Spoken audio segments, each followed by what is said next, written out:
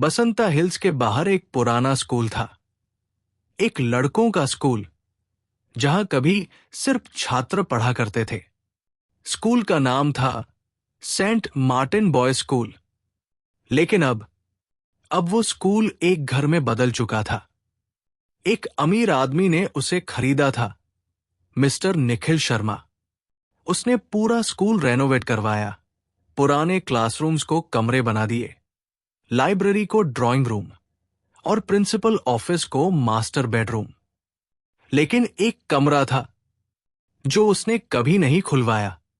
वो कमरा स्कूल के सबसे कोने में था, बिल्कुल पीछे। लोहे का भारी ताला और दीवारों पर काई जमी हुई थी। अजीब बात यह थी कि उस कमरे का कोई रिकॉर्ड नहीं था, न पुराने मैप में, न फाइलों में। मिस्टर शर्मा ने सोचा, शायद ये बाद में बना हो, और उसने उसे ऐसे ही बंद रहने दिया। शुरू शुरू में सब ठीक था। उनका परिवार वहां रहने आ गया, बीवी सिमी और 2 बच्चे समीर और मीशा।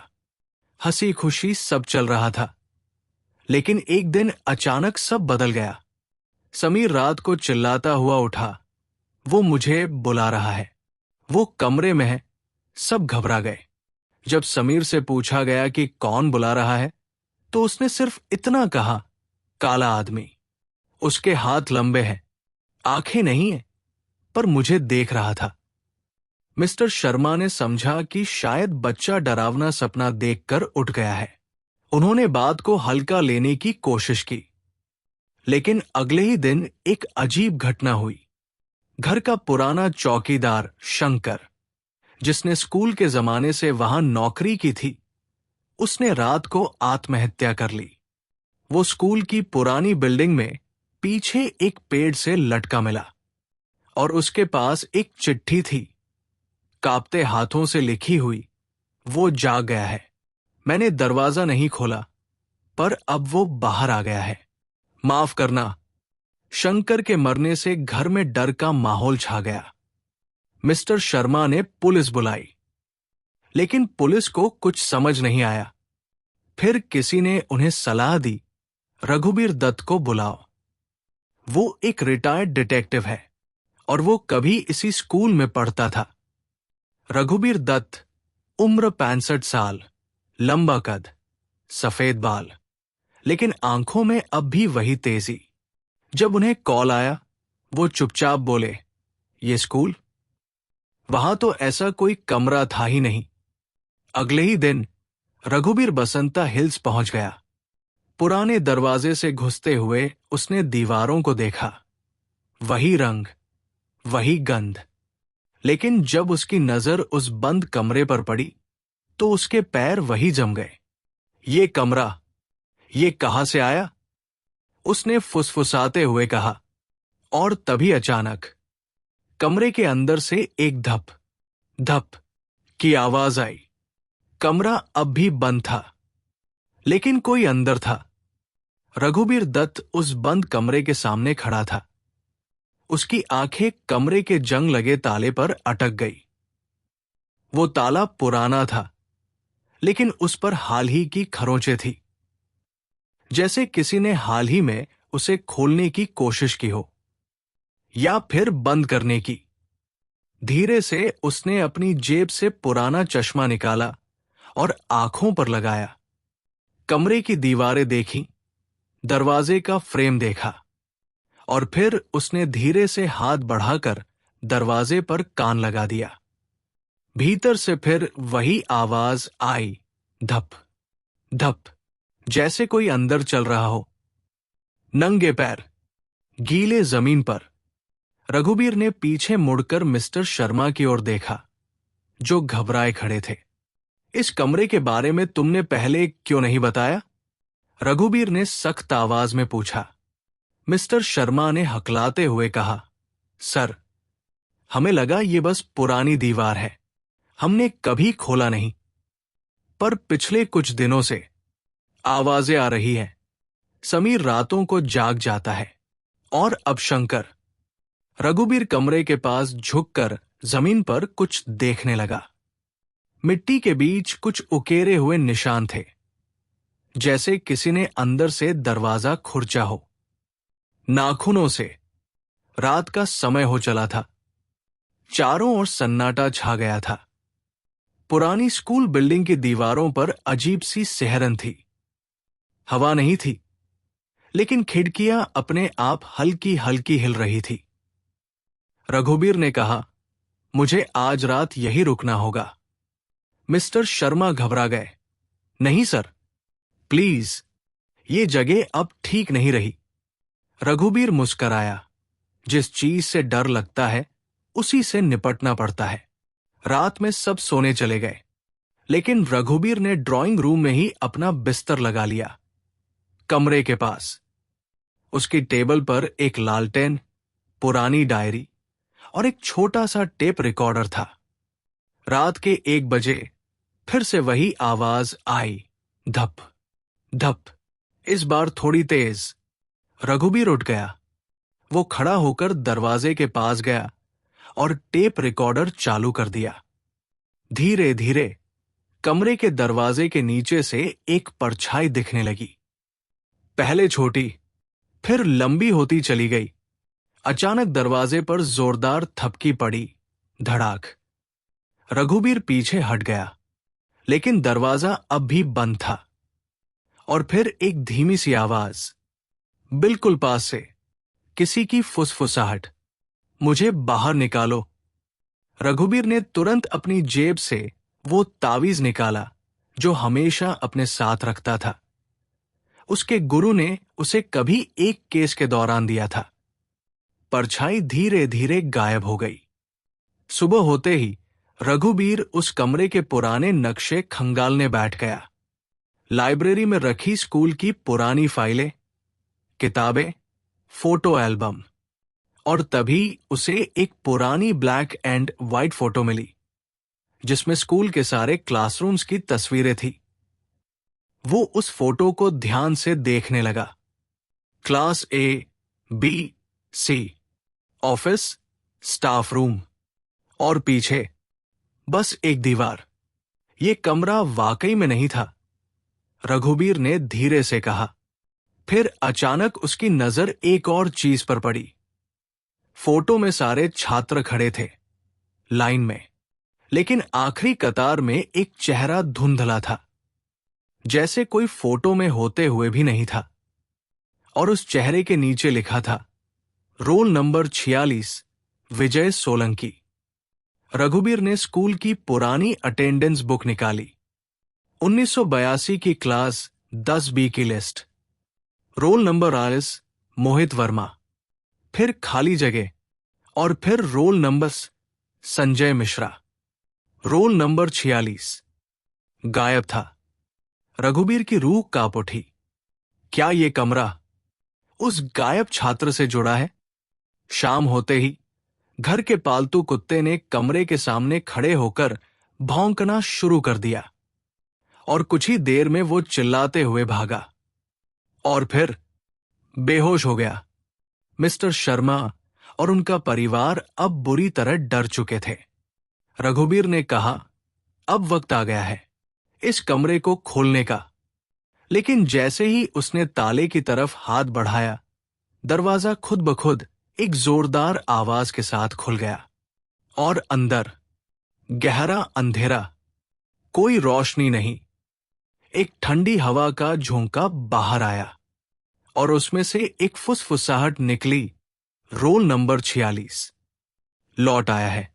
रघुबीर की उंगलियां ताले की तरफ बढ़ ही रही थी कि दरवाजा खुद ब खुद चरर की आवाज के साथ खुल गया। वो आवाज ऐसी थी जैसे किसी बहुत पुराने लकड़ी के बक्से को जबरदस्ती खोला गया हो। कमरे के अंदर से एक ठंडी सी हवा बाहर आई, बिल्कुल बर्फ जैसी। रघुबीर की सांसें एक पल को थम गई। कमरे के अंदर घुप अंधेरा था, इतनी गहराई जैसे सामने कुछ दिखता ही नहीं। उसने लालटेन उठाई और रोशनी अंदर की तरफ की। दीवारें सीलन भरी थी, लेकिन उनके ऊपर कुछ अजीब सा उकेरा हुआ था, जैसे किसी ने नाखूनों से दीवार पर चित्र बनाए हों, गोल चेहरों वाले, बिना आंखों के। कमरे के बीचों बीच एक पुराना सड़ा हुआ लकड़ी का बेंच रखा था और उसके ऊपर एक ब्लैक एंड व्हाइट फोटो, वही फोटो जो रघुबीर ने सुबह लाइब्रेरी में देखी थी। लेकिन इस बार उस फोटो में सबके चेहरे धुंधले हो चुके थे।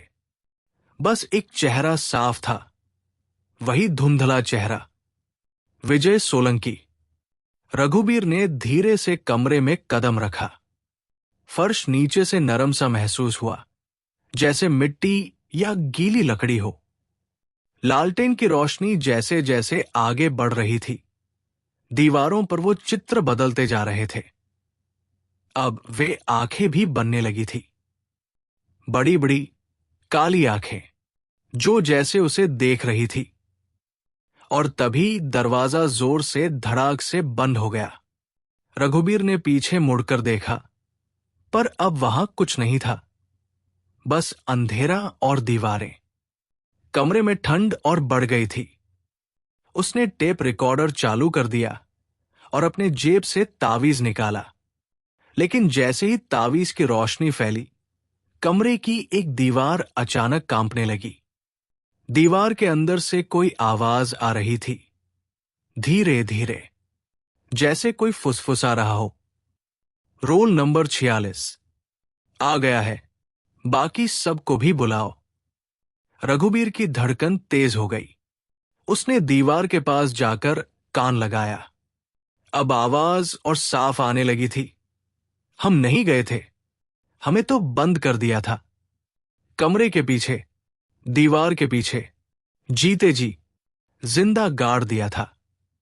और फिर एक और आवाज, अलग, डरावनी और गुस्से से भरी हुई। विजय ने बताया था, सबको बताया था। उन्होंने उसे चुप करा दिया। रघुबीर अचानक पीछे हटा। अब कमरे में सिर्फ अंधेरा नहीं था, बल्कि सायों की हलचल भी शुरू हो गई थी। दीवारों से जैसे परछाइयां निकल रही थी, लंबी, काली, धुंधली। वो टेप रिकॉर्डर तेजी से घूमने लगा, पर उसमें कोई आवाज नहीं थी। बस एक गूंज, एक झंकार, जैसे किसी पुराने स्कूल की घंटी बज रही हो। रघुबीर ने जोर से कहा, कौन हो तुम लोग? क्या चाहते हो? अंधेरे में एक हल्की सी चमकती आंखें दिखी और एक आवाज गूंजी, इंसाफ। रघुबीर को अचानक याद आया, 1982 में इस स्कूल में एक हादसा हुआ था, जब 4 छात्रों की मौत हो गई थी। रिपोर्ट में लिखा था, अचानक बिल्डिंग की दीवार गिरी, बच्चे दब गए। लेकिन उस वक्त भी कुछ बच्चों ने कहा था कि वो हादसा नहीं था, कुछ और था। रघुबीर ने घबराहट में टॉर्च जलाने की कोशिश की, लेकिन वो बंद हो चुकी थी। तभी कमरे के एक कोने से एक धुंधली आकृति बाहर निकली। वो एक लड़का था, सफेद यूनिफॉर्म में, हाथों में खून के निशान और आंखें बिल्कुल काली। वो धीरे धीरे रघुबीर की तरफ बढ़ा और बुरी तरह कांपती आवाज में बोला, आपने हमारा नाम कभी नहीं लिया, हम सिर्फ रोल नंबर बनकर रह गए। हमारी मानों ने इंसाफ मांगा था, लेकिन स्कूल ने सब दबा दिया। रघुबीर अब समझ चुका था कि ये आत्माएं वही बच्चे थे जिन्हें स्कूल ने भुला दिया था, और विजय सोलंकी शायद वही अकेला था जिसने सच्चाई देखी थी और शायद बोलने की कोशिश की थी, लेकिन उसे भी खामोश कर दिया गया। तभी कमरे में फिर एक जोरदार झटका हुआ। दीवारें हिलने लगी और फर्श जैसे अंदर की तरफ खींचने लगा। रघुबीर ने दौड़कर दरवाजा खोलने की कोशिश की, लेकिन वो अब भी बंद था। उसने अपनी जेब से तावीज निकाला और जोर से बोला, जिसने पाप किया उसे सजा मिले, लेकिन बाकी आत्माओं को शांति मिले। अचानक एक तेज रोशनी कमरे में फैली, परछाइयां चिल्लाने लगी और एक एक कर सब दीवार में समा गई। दरवाजा फिर से खुल गया और श्रीनाथ त्रिपाठी का सच उजागर करो, तभी हमें मुक्ति मिलेगी और समीर बचेगा। रघुबीर ने सिर हिलाया और धीरे से वो रजिस्टर उठाया, लेकिन तभी दीवार फिर से हिलने लगी। आवाज आई, कोई बाहर न जाए, ये दरवाजा अब कभी नहीं खुलेगा। रघुबीर ने दौड़ते हुए रास्ता पार किया और जैसे तैसे उस संकरे रास्ते से बाहर निकला। पीछे दीवार दोबारा बंद हो गई, लेकिन अब वो आवाजें नहीं थी। शर्मा जी हैरान रह गए। रघुबीर ने उन्हें रजिस्टर दिया और उसमें दर्ज नाम पढ़े, राहुल सेन, काजल मेहता, अमित ठाकुर, सौरभ देसाई और विकास मल्होत्रा। शर्मा जी की आंखें फटी की फटी रह गई। ये तो वही नाम है जो पुराने स्कूल एलुमनी रिकॉर्ड में मिसिंग लिखे थे। रघुबीर बोला, अब हमें सबको ये सच्चाई बतानी होगी, नहीं तो और बच्चे।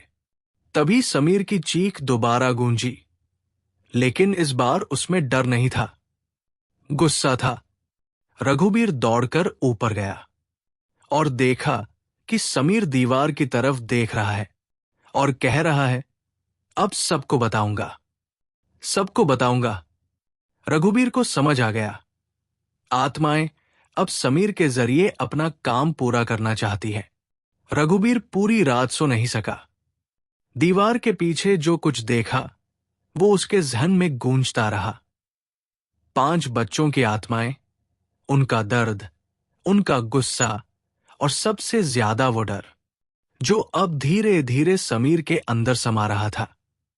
अगले दिन सुबह सुबह उसने तय कर लिया कि अब सच को सबके सामने लाना ही होगा, चाहे जो भी हो जाए। रजिस्टर अब उसके पास था, लेकिन वो अकेला सबूत नहीं था। उसे और भी चीजें चाहिए थी, पुराने अखबार की कटिंग्स, स्कूल की एक्स स्टूडेंट लिस्ट और श्रीनाथ त्रिपाठी के खिलाफ कोई गवाही। रघुबीर सीधा शहर के पुरातन अखबार लाइब्रेरी गया। वहां घंटों पुरानी फाइलों में झांकता रहा। अंत में उसे एक न्यूज कटिंग मिली।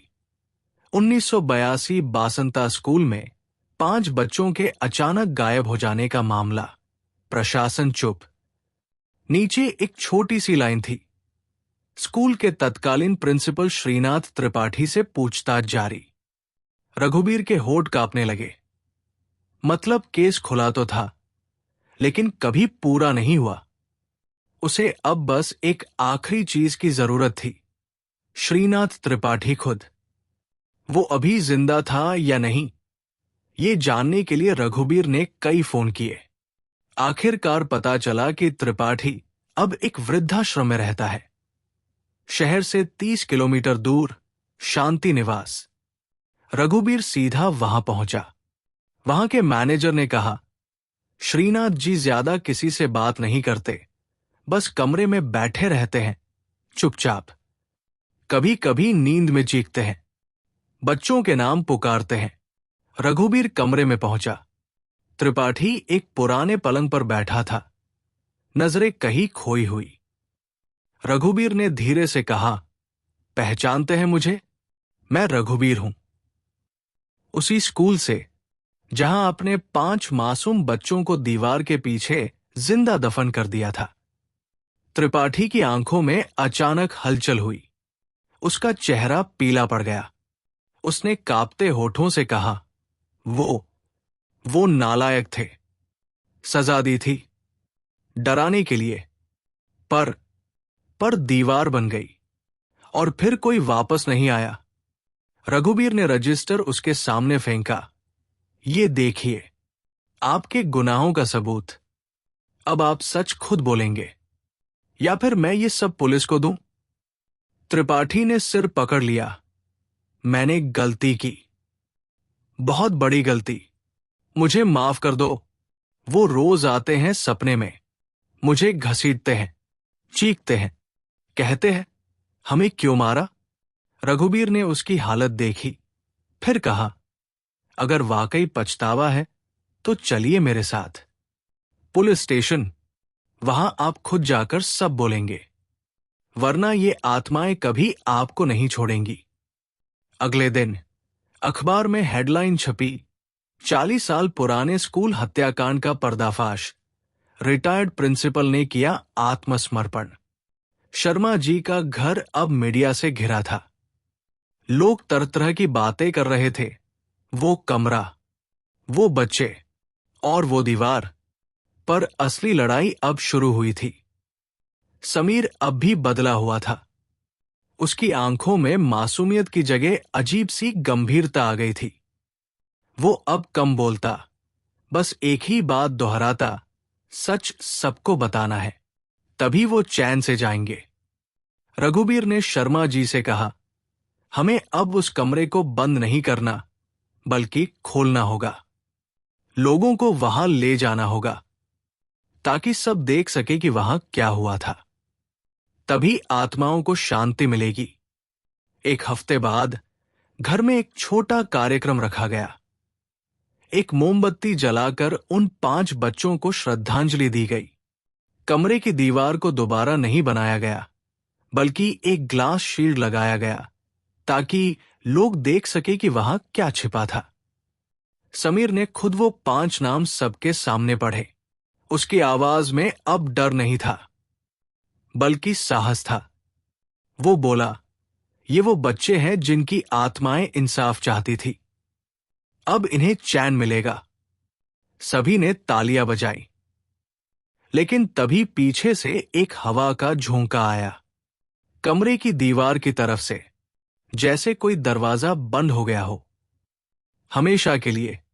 रघुबीर ने मुस्कुराकर कहा, अब वो जा चुके हैं। लेकिन ठीक उसी रात, जब सब सो रहे थे, समीर की नींद टूटी। उसने एक परछाई देखी, वही लड़की, काजल मेहता। उसने धीरे से कहा, एक नाम अब भी छूट गया है। समीर उठ बैठा। उसने धीरे से पूछा, कौन? लड़की ने मुस्कुराकर कहा, जिसने हमें बंद करवाया। वो अकेला नहीं था। रात का वक्त था। सब सो रहे थे, लेकिन समीर की नींद टूट गई थी। खिड़की के पास खड़ा वो किसी परछाई को देख रहा था। वही लड़की, काजल मेहता, फिर उसके सामने थी। उसकी आंखें गहरी थी, पर डरावनी नहीं, बल्कि जैसे वो कुछ कहना चाहती थी। समीर धीरे से बोला, तुम फिर आ गई? काजल ने सिर हिलाया। उसकी आवाज धीमी लेकिन साफ थी। 5 नाम थे, लेकिन एक नाम और है, जो अब भी छिपा है। वो जो हमें वहां बंद करने वालों में शामिल था, लेकिन उसका नाम किसी को नहीं पता। समीर चौंक गया। मतलब त्रिपाठी अकेला नहीं था? काजल ने कहा, नहीं, वो दूसरा लड़का था। स्कूल में ही पढ़ता था, त्रिपाठी का खास।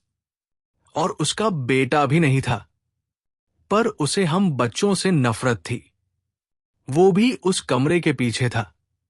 उसी ने दीवार खड़ी करवाने में मदद की थी। समीर अब पूरी तरह जाग चुका था। उसने रघुबीर को तुरंत फोन किया, दादा, एक और नाम है, कोई जो त्रिपाठी के साथ था। रघुबीर भी हैरान रह गया। सुबह सुबह वो फिर पुराने स्कूल की फाइलें निकालने लगा। फिर उसे एक पुराना ग्रुप फोटो मिला, प्रिंसिपल त्रिपाठी, उनके साथ कुछ सीनियर लड़के। पीछे एक नाम लिखा था, सहायक छात्र निगरानी दल 1981। फोटो में सबसे बाईं तरफ एक लड़का था, गंभीर चेहरा, आंखों में अजीब सी क्रूरता। नाम के नीचे लिखा था, महेंद्र बाजपेयी।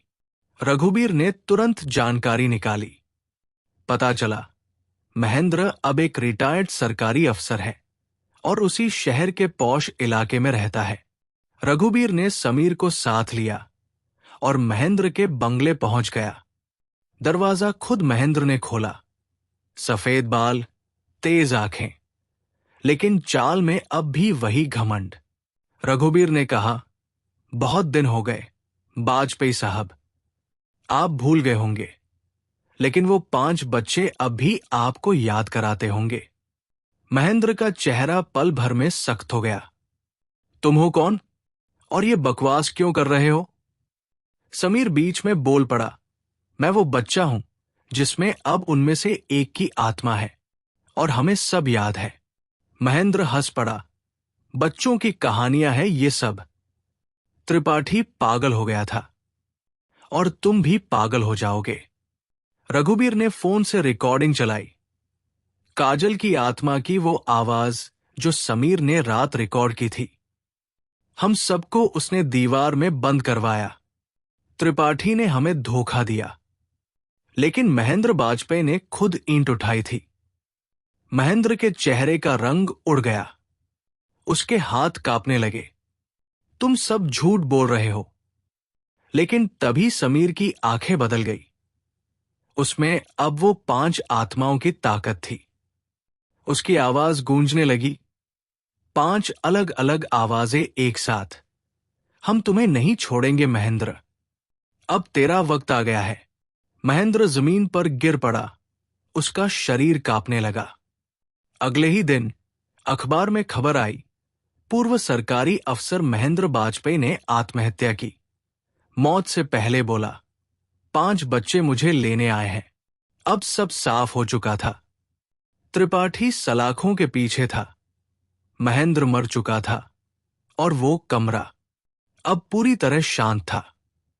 शर्मा जी का घर फिर से सामान्य हो चला था। लोग अब डरते नहीं थे, बल्कि वहां आकर मोमबत्तियां जलाते, बच्चों को याद करते।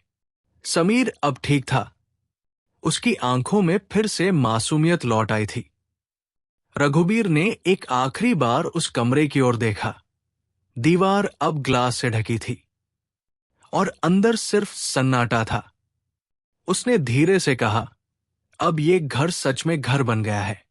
स्कूल के डर को हमने पीछे छोड़ दिया। जैसे ही वो बाहर निकला, एक हल्की हवा चली, जैसे कोई उसे शुक्रिया कह रहा हो। बासंता हिल्स की वो पुरानी इमारत अब बस एक कहानी थी। लेकिन जो जानता था, उसे पता था, उस कमरे के पीछे जो हुआ, वो सिर्फ दीवारों में नहीं, लोगों के दिलों में भी हमेशा रहेगा। इस वीडियो को लाइक करें, नीचे कमेंट करके बताएं कि आपको कहानी कैसा लगा। और हां, चैनल को सब्सक्राइब करना बिल्कुल न भूलें, ताकि अगली कहानी आपसे छूट न जाए। इस कहानी को लिखा था अमजद ने। और अगर आपको उनकी और कहानियां सुननी है, तो चैनल पर जाएं। वहां और भी डर और सस्पेंस से भरपूर कहानियां हैं। यकीन मानिए, आपको वो भी उतनी ही पसंद आएंगी।